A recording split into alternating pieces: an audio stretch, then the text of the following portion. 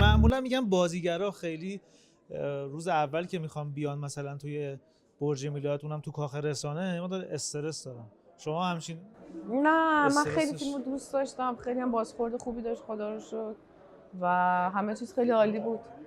چطور بود تجربه همکاری با آقای مهدویان؟ درخشان، بسیار خوب. خیلی خوشحالم از این همکاری. من دوست داشتم با آقای مهدویان همکاری کنم و لذت بردم توی این فیلم. متفاوته اساساً کارگردانی ایشون، کارگردانیشون، ایدئولوژیشون، طرز فکرشون کلاً خیلی نزدیکه به من و من خیلی دوست داشتم.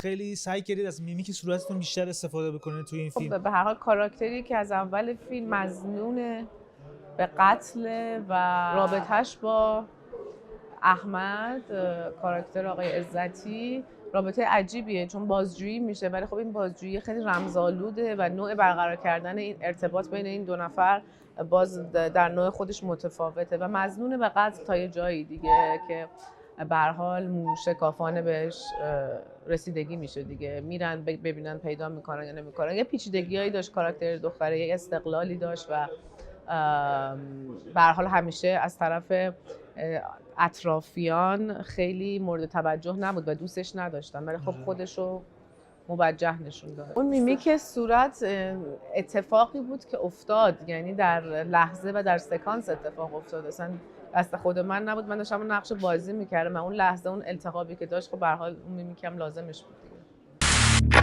چقدر تئاتر بهتون کمک کرده؟ خیلی تئاتر سربازیه برای بازیگر.